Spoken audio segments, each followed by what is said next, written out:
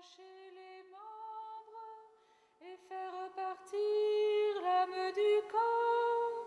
Je ne vous en dirai autre chose.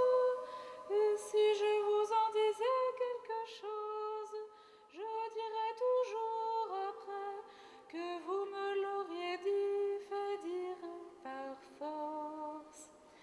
Si j'étais en jugement et vous le feu allumé, et le bois préparé, le bourreau près de bouter le feu, et si j'étais dans le feu, je ne dirais autre chose, et soutiendrais ce que j'en ai dit au procès jusqu'à la mort. Parce qu'il me semble plus licite et convenable d'avoir l'habitant, en tant que je serai avec les hommes, que de porter l'habit de femme. En outre, il est repris parce qu'on n'a pas tenu ce qu'on m'avait promis.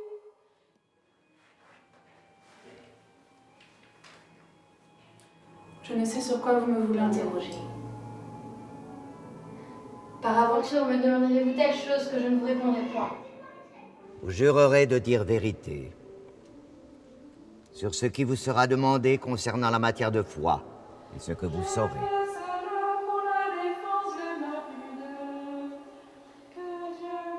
Quels sont votre nom et votre surnom?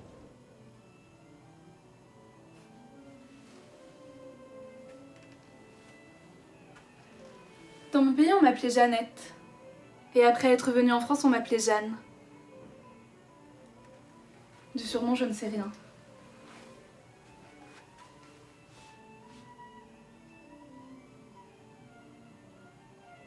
Mon père s'appelait Jacques d'Arc.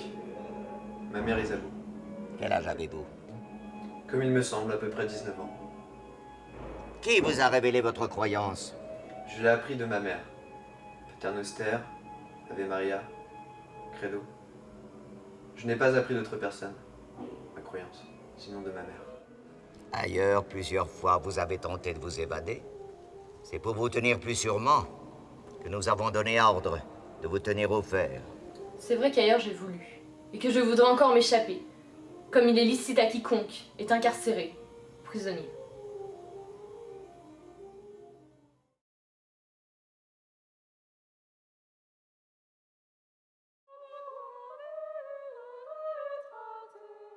Et ce qui était contenu dans la cédule d'abjuration. J'ai fait serment hier, et il doit suffire. Nous vous requérons de jurer, car nul, même un prince requis en matière de foi, ne peut refuser de prêter serment. Je l'ai fait hier, votre serment. Et il doit bien vous suffire. Jurez de dire vérité sur ce qui touche la foi. Je jure de dire vérité sur ce qui touche la foi. Tout d'abord, je vous exhorte à dire vérité sur ce qu'on demandera comme vous l'avez juré. Vous pourriez me demander telle chose, sur laquelle je vous dirai la vérité. Et sur telle autre, je ne vous la dirai pas. Que Dieu me mandait, paraît que je m'étais mise en danger de perdition, parce que j'avais consenti à faire abjuration et renonciation, pour sauver ma vie, que Jésus me donnait pour sauver ma vie. Avant ce jeudi, mais voilà me dit ce que je devais faire et ce que j'ai fait. Elle m'avait dit quand je serais sur l'échafaud de répondre des mots au prêcheur qui me prêchait, que c'était un faux pécheur. Il lui disait que j'avais fait plusieurs choses que je n'avais jamais faites. Si ce n'était Dieu qui m'avait envoyé. Quand avez-vous commencé à ouïr ce que vous nommez vos voix? Quand j'eus l'âge d'environ 13 ans, j'eus une voix de Dieu pour m'aider à me gouverner. Et la première fois, j'eus grand peur. C'est environ à l'heure de midi, au temps de l'été, dans le jardin de mon père. Je n'avais pas jeûné la veille. J'ouïs cette voix du côté de l'église.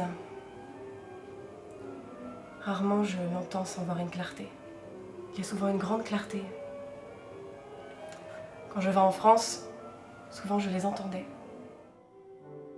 Vous aviez promis et juré de ne pas reprendre l'habit d'homme. Pour quelle cause l'avez-vous repris ?